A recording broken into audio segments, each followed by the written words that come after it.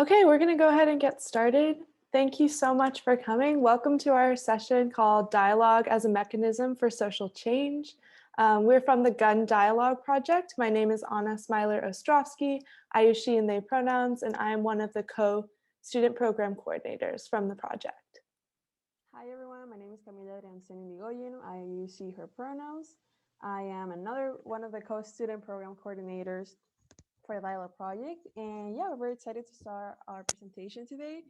We just want to have some disclaimers that we're going to be talking about what is dialogue and how it can look like at our community, but we're not going to be doing a dialogue itself.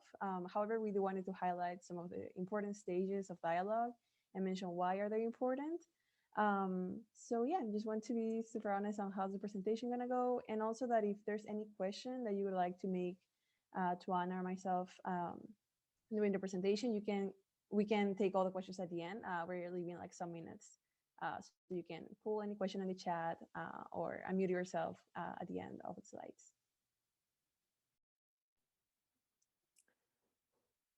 Okay, so first, as Camila mentioned, we're not going to be necessarily dialoguing, but we're going to introduce you to some dialogue-esque activities and what that can look like in our virtual world. So we ask that you take a minute right now to join our Pull Everywhere. And so you can do that by typing Dean McKnight to 37607 to join our session on your phone. And then you'll be able to text your responses there. Or if you want to open another web browser on your computer, you can go to pullev.com/Dean McKnight. And that information should also be in the chat. So you can take a minute now to do that, and we'll be able to have kind of a back and forth throughout our presentation. And this information will come again, so don't worry, and it's always in the chat.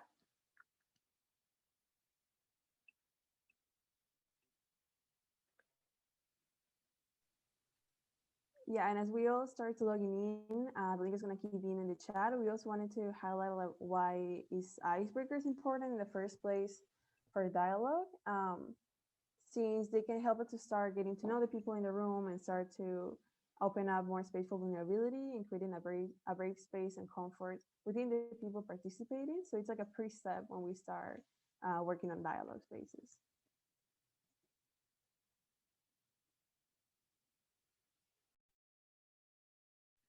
So now we're going to actually do an icebreaker through this Pull Everywhere. So like Camila said, this is the beginning first, getting to know each other in a dialogue space, starting to feel comfortable and building that trust within a group. So this is a great way to start the day, to check in with yourself to see where you're coming from and how you're coming into this space. And then if we were dialoguing at the end of the session, we then want to come back to this to see how everyone is doing after the dialogue, how the conversation has affected you. So if we look at this, it seems like everyone's doing pretty well. It is morning for me in California, so I just woke up, so I'm doing pretty good. We have a few folks who are maybe not so good. We are amidst a crazy moment in our world and pandemic, so understandable that we're all coming from different places. So as a facilitator, what I'm doing is acknowledging the emotions and how people are doing in the space. And that's a big part of dialogue, is not just moving on from how we're feeling, but really naming the energy and tension that may be in the room. So thank you everyone for participating.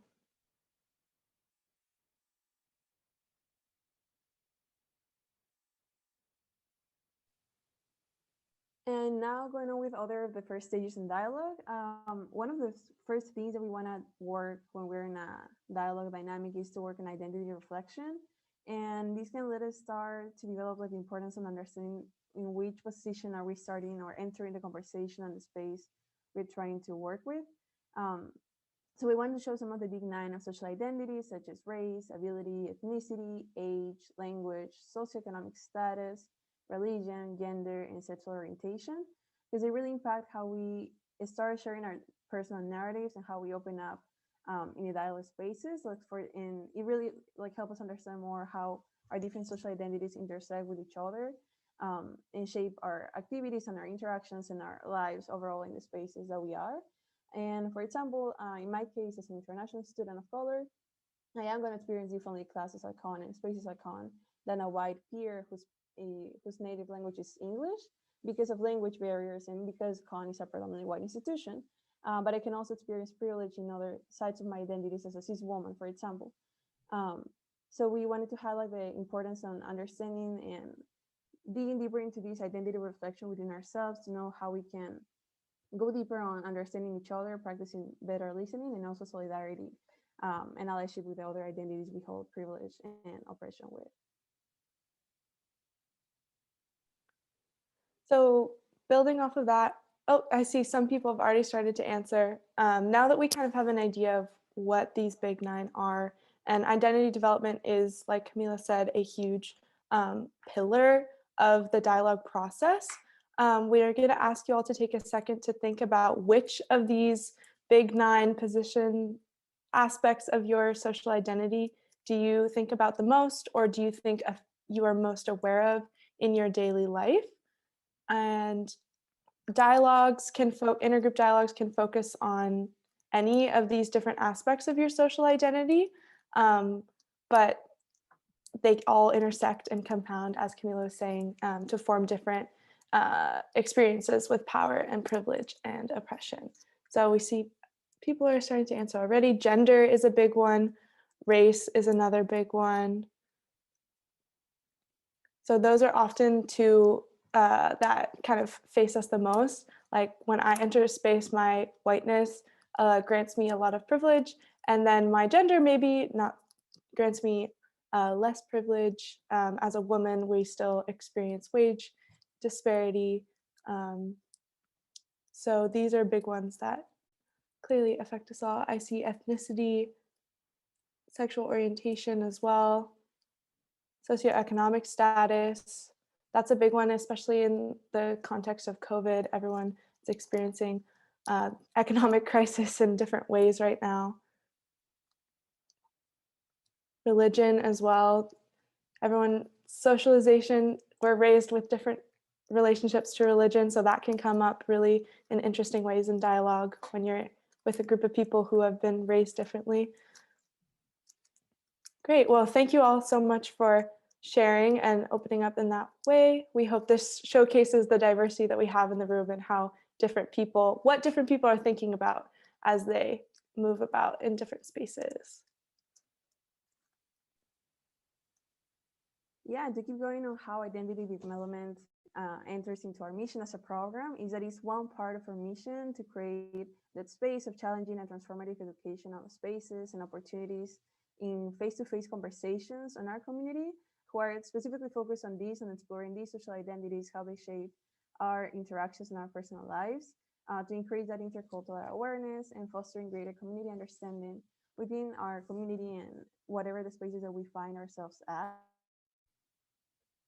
And yeah, that's our mission as a project, and we also we're now going to go with the other part of dialogue too.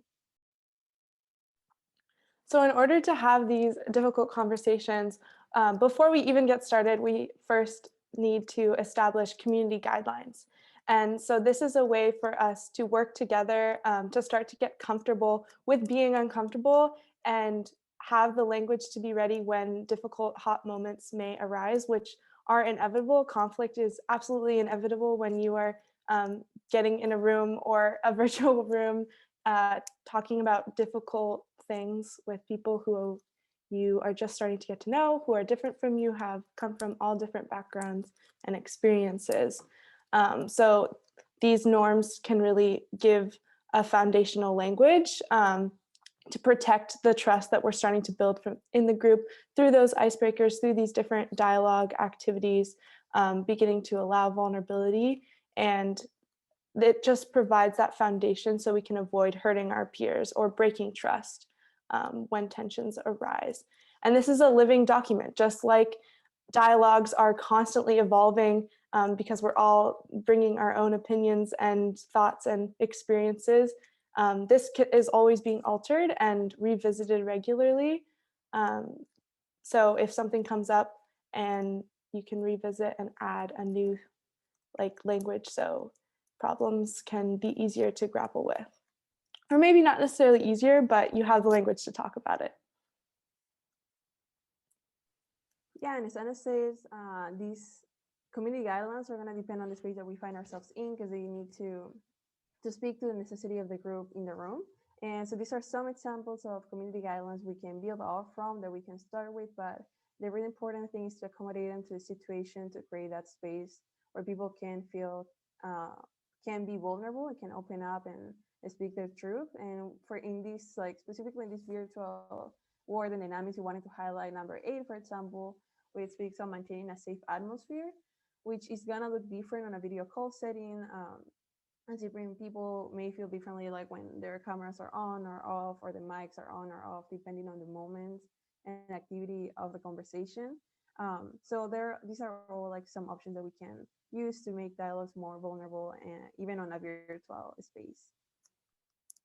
And I will add, this is all to build up to create a brave space, like dialogue and having the vulnerability and buy-in to share your experience, and for others to share their experience with you, and for us to learn and then connect it to larger systems and ideologies, takes an immense amount of like emotional effort and vulnerability. And so by starting with these community guidelines, we're all able to start at a more like place of understanding, and so we can create that brave space and like start having that courage to put our voice out there. Totally. And moving on to the next stage of dialogue, to actually define what dialogue is that it's a collaborative conversation where 2 or more sides can work together toward a common understanding, with personal experience and emotion, as Anna was mentioning, being central to self-awareness and political understanding. And this is the way that dialogue can really help us to put the person and like the experiences first, like as a way to use personal and small experiences to understand larger patterns and systems of power, privilege, and oppression that shape our lives and interactions, with that like connection with the person who is speaking to them. And yeah, and also like the goal of dialogue is to find that common ground within the person and the people being involved in the conversation, and to remain open-ended as the group needs to develop during the space. And with this, we also wanted to highlight that this intergroup dialogue education comes from the University of Michigan, and which has also been replicated in other schools such as ours at Conn. I want to show a short video about like how this program looks like in this university and their specific program of intergroup relations.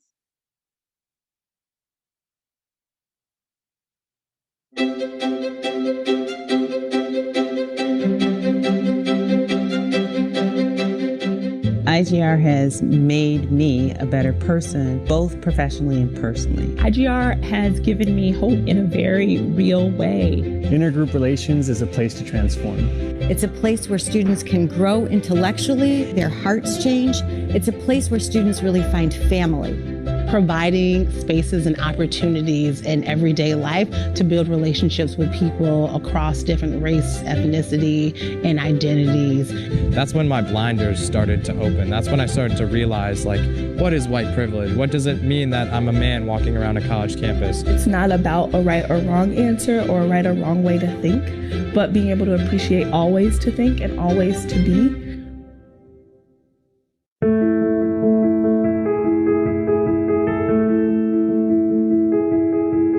I look around at our national landscape, and a lot of what I see is ineffective communication. We live in a really contentious time period. We really need people who can understand others and take other people's perspectives. That's the only way that we're going to be able to come together in this divisive time that we're living in. I used to be afraid of emotion. I used to think it was a sign of weakness. And on the other side of all the dialogues that I've been a part of, I have a newfound appreciation for the kind of vulnerability that is hard, the pieces of ourselves that we do not always share with other people. And I don't know that I would have had access to that bravery in the same way without IGR. I came to the program shortly after there were several shootings of unarmed Black men. I was really wrestling with that in my life, in my personal life. You understand that there's so much at stake when we don't speak across difference, when we don't talk about issues that are happening currently, when we don't talk about systematic oppression. There's lives at stake. My family was deported to Mexico when I was the age of 13. I was homeless and I was really by myself. When I joined IGR and started really understanding of my background and identities, something that was very beneficial to me was learning that I wasn't the only person that was living through similar things. And that was one thing that I needed here at the university as a family, and to feel that I had someone to go to talk about these things that I'm going through.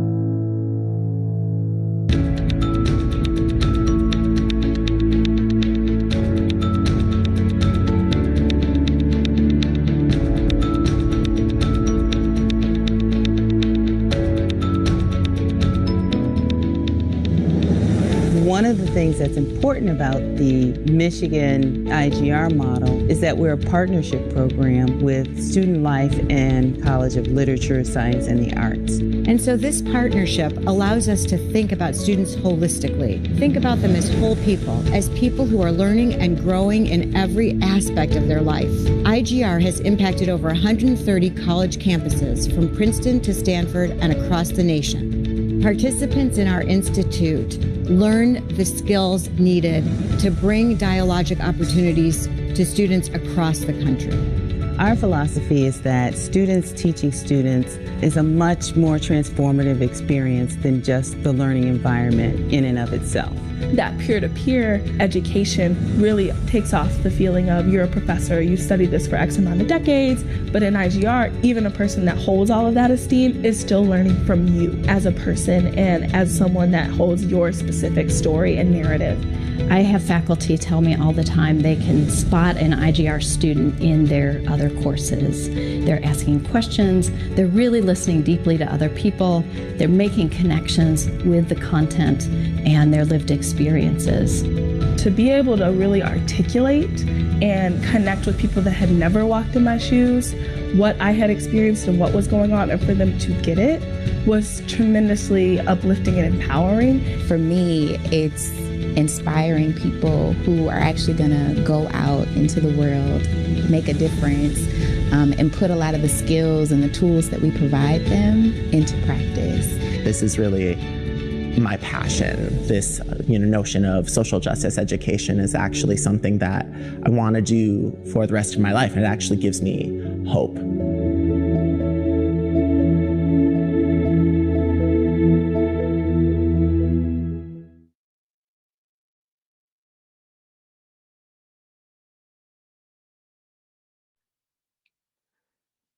So building off of this definition that Camila introduced and the overview that video and the first program on intergroup relations kind of gives, we want to really dive into what dialogue is and what dialogue is not.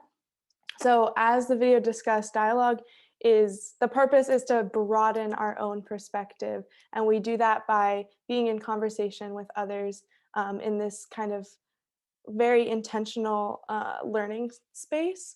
And we're looking for shared meaning. So it's a lot more broad. It's diving into your own personal experience, learning about your socialization and individual identity versus group identity, and then connecting that to the large systems and ideologies and institutions that we find ourselves in.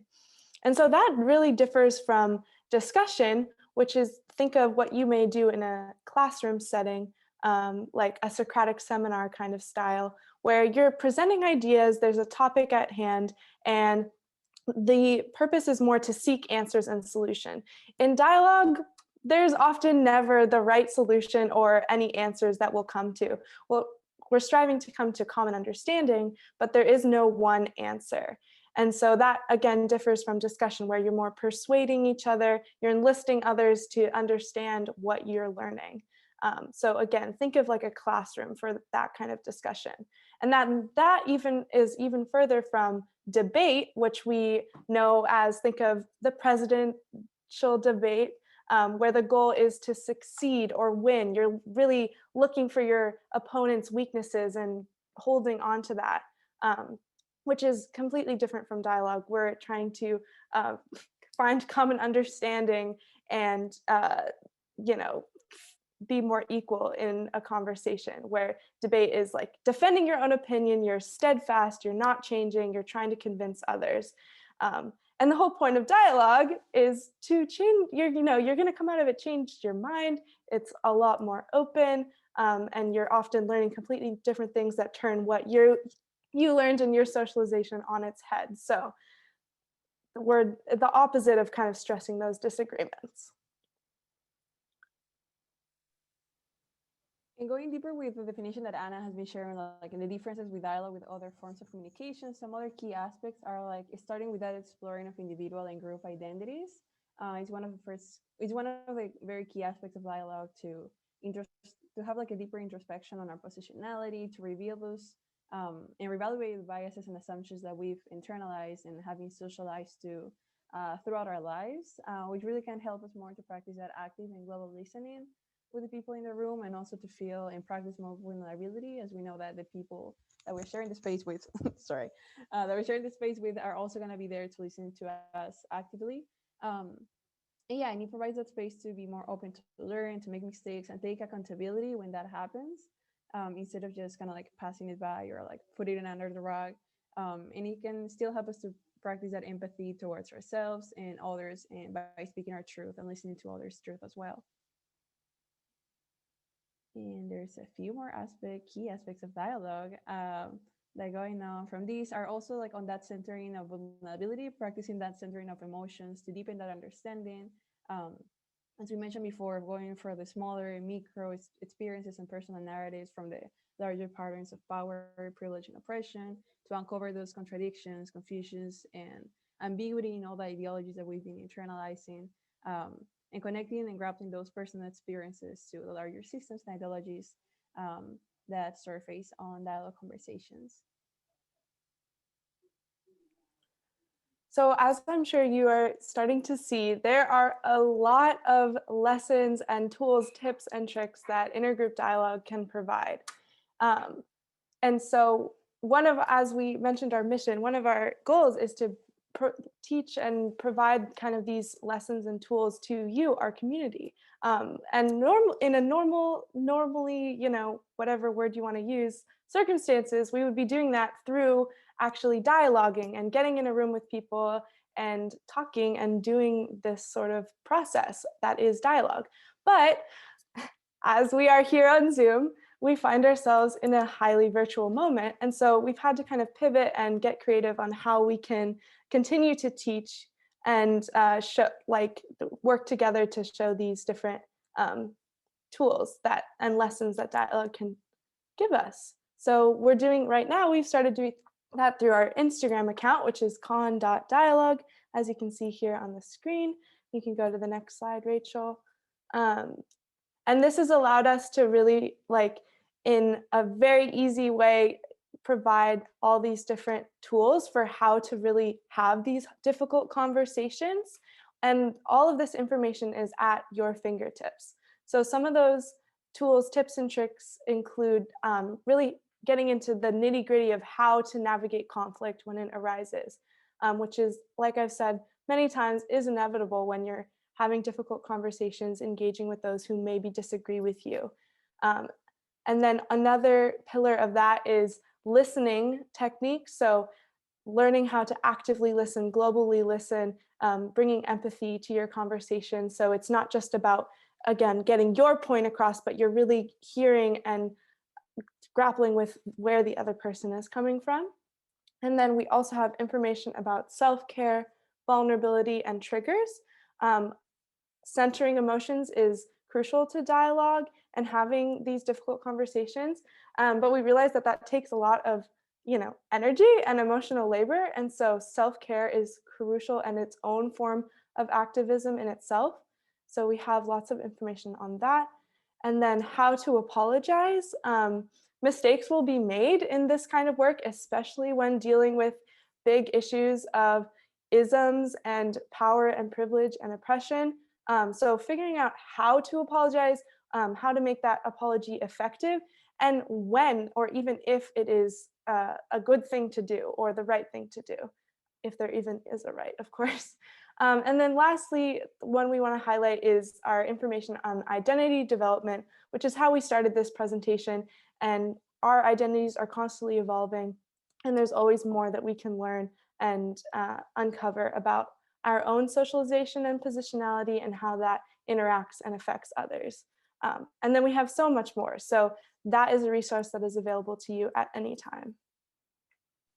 Yeah, and another resource that we wanted to start offering, oh, you can see also to the video, cool, our Instagram feed.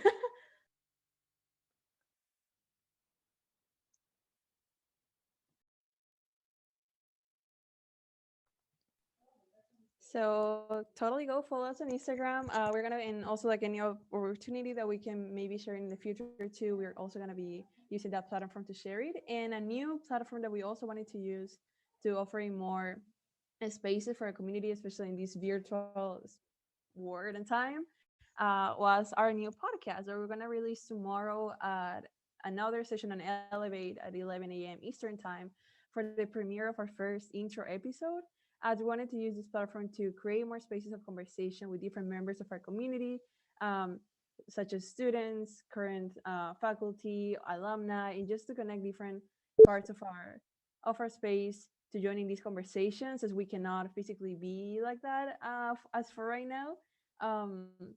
And we really wanted to connect like these podcasts to like our overall mission of the work, to create these educational and challenging spaces that can be available for our community. And yes, and there's a link on the chat to register for the podcast premiere tomorrow. Feel free to. And we're also going to be sharing a lot of the platforms to keep us hearing, to listen to the podcast and follow us on that platform too on our Instagram social media.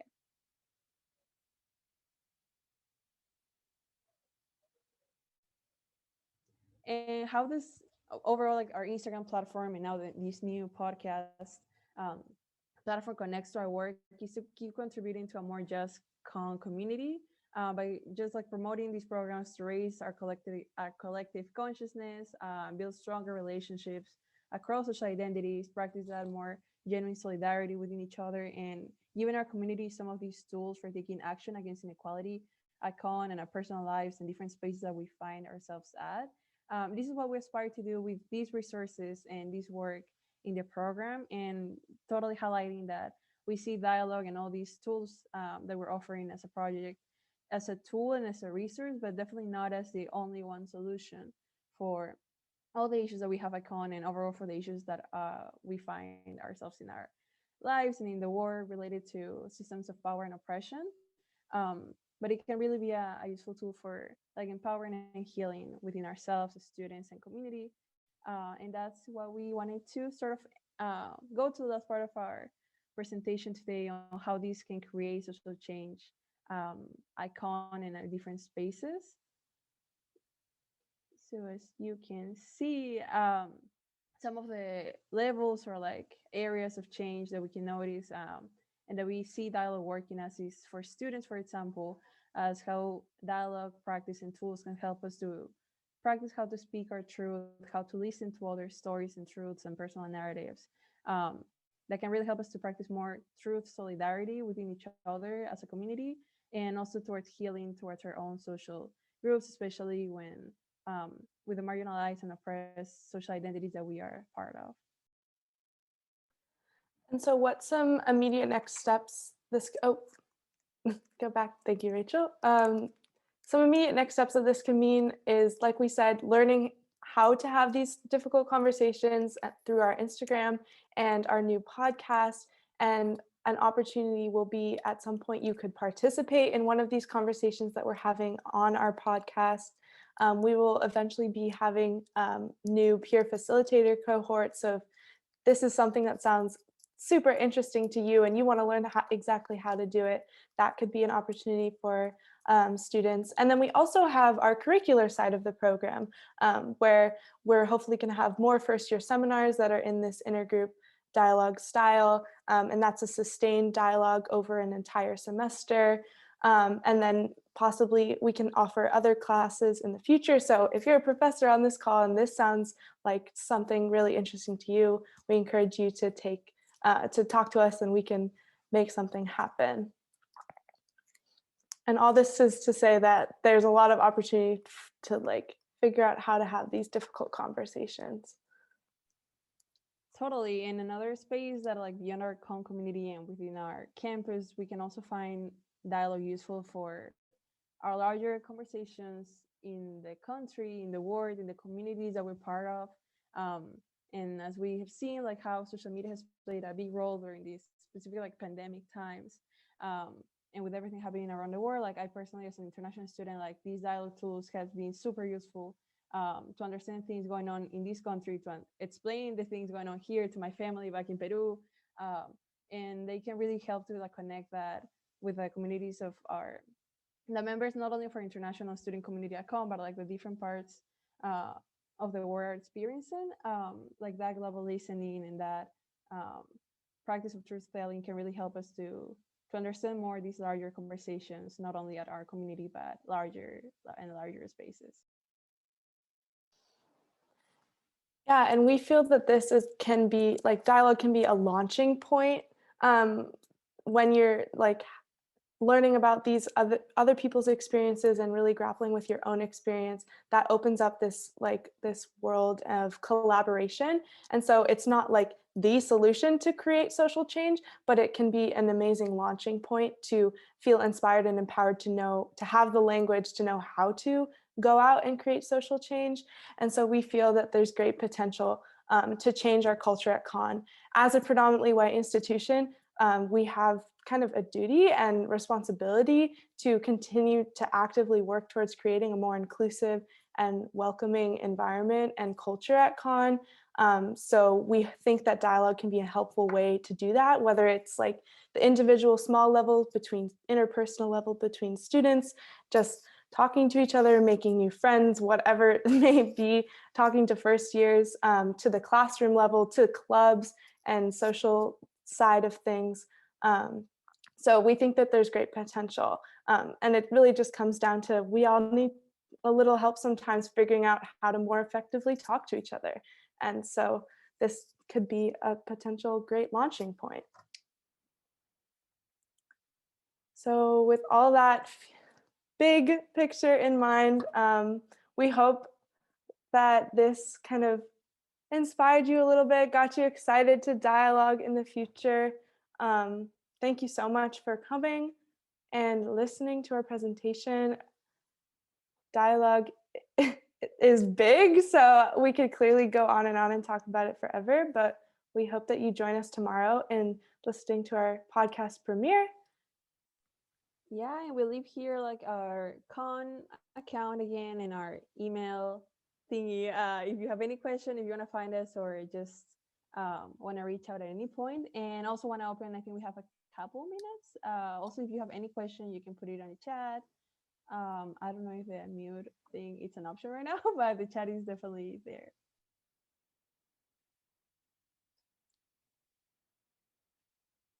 Yeah, if you have any questions, you can type them in the chat or just type your name if you want to unmute yourself and we can answer any questions.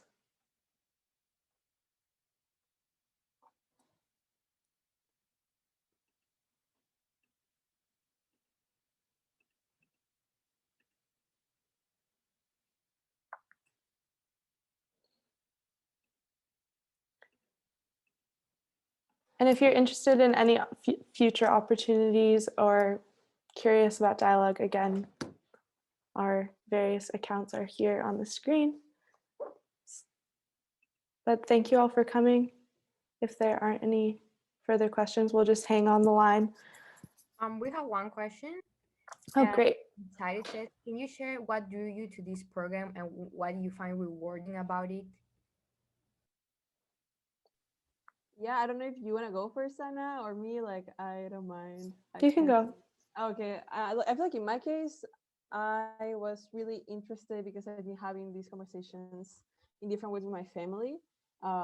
which usually turn into arguments. And I feel like especially not being there, like having these conversations and spaces on a video call, when I hear about some of the tools that dialogue offer, um, I feel like it would be like very useful to like practice more healing towards with my family too, and also like more consciousness raising within myself um, and my social groups that are not in the same maybe like a space that I find myself like on, like as Unity House and all these programs that offer like more of these conversations. So in my case, I feel like it really interests me to have like how do I have these conversations with the people in my life on a daily basis, and especially with people back home. Yeah, absolutely. I, from my experience, I was lucky enough to be a part of the first year seminar that was in the intergroup dialogue style, and that was co-taught by Dee McKnight and Professor Audrey Sikritsky.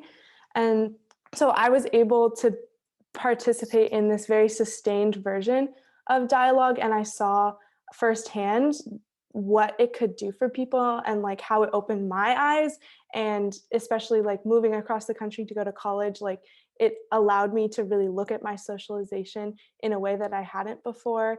And so I was just really excited by the potential of it, which is why I've continued to work with the program. And I think I can then go into Dee McKnight's question, which was, what would you say are some of the shortcomings of using dialogue, and how do you account for those in practice?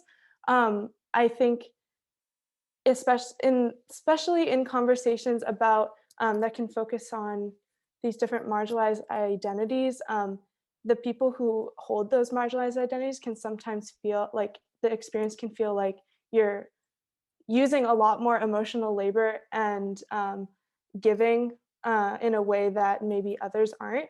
And so, for example, in our first year seminar, which was focused on race, that meant for the BIPOC students in the class, it can sometimes feel like a teaching moment and so like they're teaching their white peers, and so dialogue can sometimes feel like it's for the white people in the room, which is not the case. But I do think that that is an interesting shortcoming that we're continuing to grapple with, to figure out how do we build that equity and in that brave space. So because there are lessons and for everyone in these kinds of spaces, but what are the steps that lead to that feeling of difference in emotional labor, and then how do we acknowledge that and learn from it, because that's the whole point of dialogue, like dialoguing about the process as well. So I think there is a shortcoming there that we can use dialogue to talk about and learn from. Yeah, and also I feel like definitely like some that is usually one of the most useful, at least for me, like in practice wise, is like the listening skills. Because I feel like I used to be like super tempted to like just answer or like contra answer to something that I would find like as an oppressive comment, sexist or racist or etc. And which is necessary to be called in and mentioned, but I feel like sometimes like giving like those follow-up questions on like understanding why is this idea being held in the first place, is being part of like our like it's so internalized and like normalizing in our mentality and the way that we talk about things. I feel like it's definitely been a useful tool in dialogue that has helped me in my case, like in those conversations too, in different spaces, like in class and both like in personal relations too. And kind of going to the other question about how to get involved too, definitely follow the social media account. Like in Instagram, we really want to like share all the opportunities for net spirit training facilitators, opportunities to join in the conversation in our podcast, and also like if you're part of any like club or organization on campus, also feel free to like reach out if there's any interest, that you feel like there's any connection with dialogue and your organization and the work that you want to do. So yeah, and definitely like keep looking on other, like we're definitely going to be sharing all of these opportunities on our Instagram account. And if you're a student who is really wanting more opportunities, like let us know via like or email us or like DM us on Instagram, because we want to offer at like more opportunities and more classes. So if we have the need and interest, then that will make it so much easier for us to then offer more courses in this style.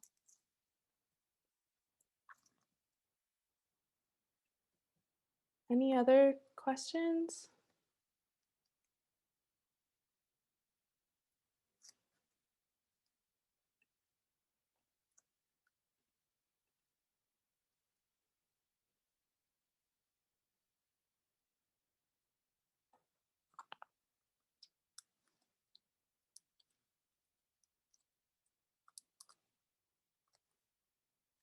Mm. This is a great question. Let's see.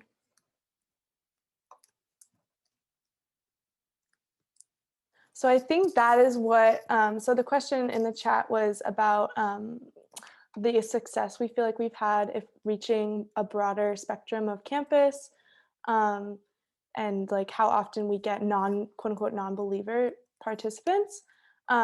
So our program is very new, so we haven't been able to hold as many like actual dialogue sessions as we would have liked to.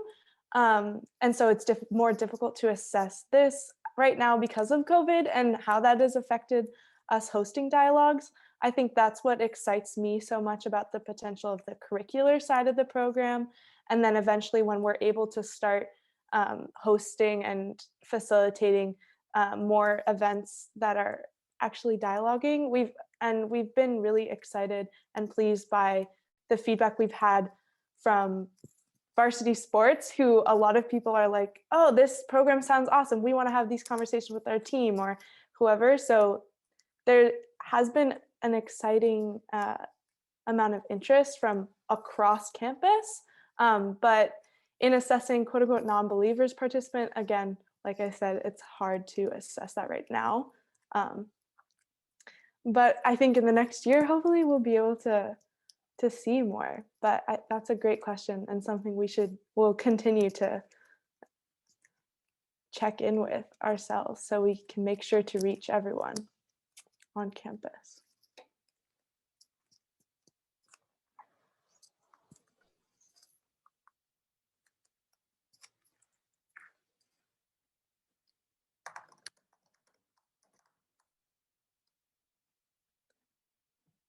Any other questions?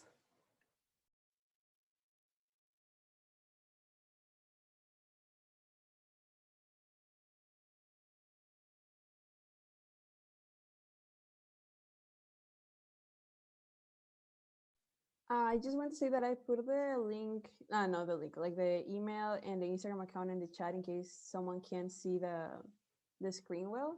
And to one of the questions in the chat too about will future dialogue courses be in the style of first year seminars, or are you looking to expand to higher levels and opportunities for upperclassmen, and what may those look like? I think the FYS that was held on the fall of 2019 was a great opportunity. I think like it's a program we definitely would love to see more of those opportunities for like different students at Conn, not only first years. I think it can be great to have that as a, like, I think like Anna can definitely speak more in that experience as a participant of that FYS, to have it as soon as you get to Conn. But we definitely look forward to having more of those to upperclassmen too, and in different kind of topics. Like because the FYS that was held was specifically on conversations on race. So we definitely hope to have more of those opportunities for different members and different students at Conn.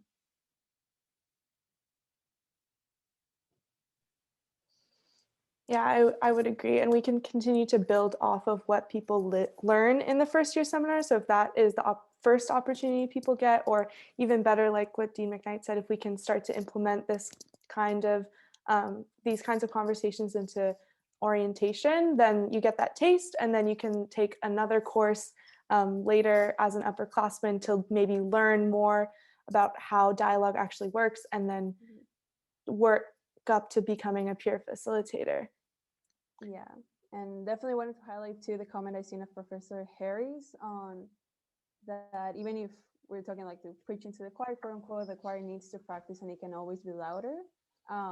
Because there's definitely like within the groups already that like icon that we talk about issues of power and oppression, we definitely can keep learning and like keep also like work and practice more solidarity and like understanding within each other. So I also totally highlight that point too.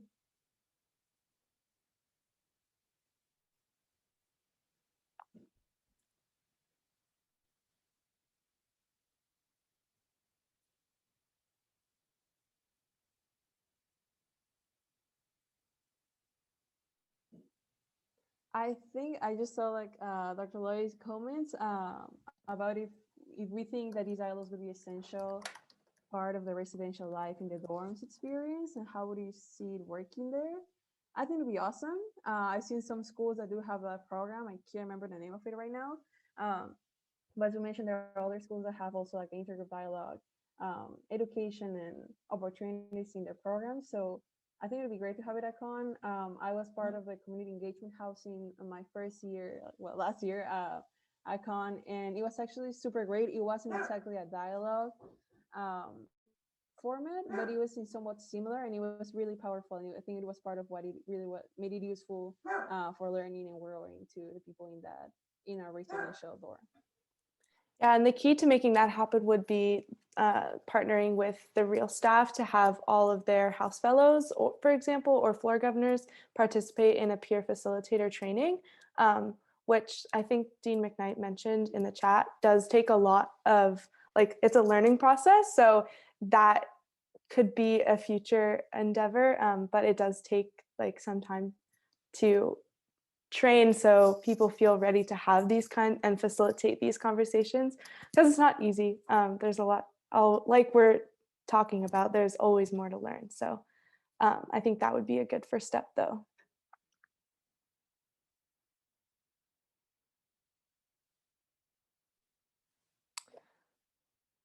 Another point about the housing that Erin is bringing to my attention, thank you, Erin, is that the bringing together people from these, it takes an immense amount of buy-in and vulnerability, like we've spoken to. So dialogue kind of has to be something that people sign up for. It can't be mandated. So we can't force anyone to join a dialogue because that defeats the purpose. So that could be a potential barrier to implementing this kind of process into housing. Did I see that Lydia were you trying to raise your hand? Sorry, that was an accident. Also, this is awesome. You guys are doing great.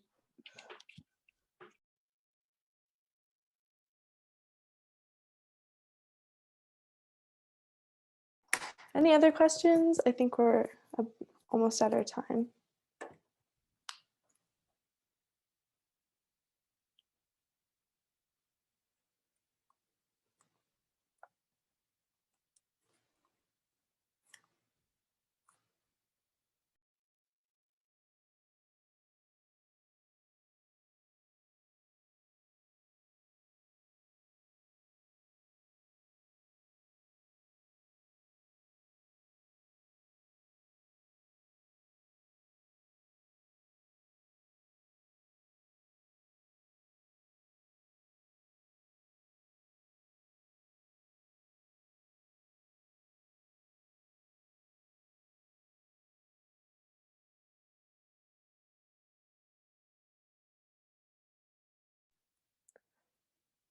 Okay, if there are no other questions, using a facilitator technique, waiting, allowing the silence.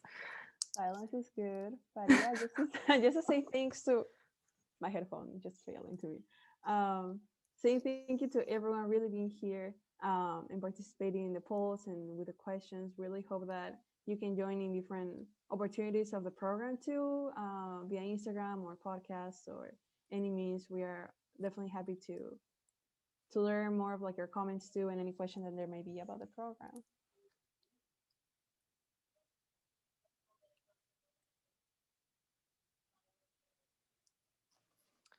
And there should be an evaluation. I'm not quite sure how you will have access to that, but I believe there's a session evaluation, so please fill that out when you get a chance. Thank you so much for coming. Yeah, we're going to actually put it on the chat a link so you can evaluate the session and give us your feedback. We will really appreciate that. And thank you.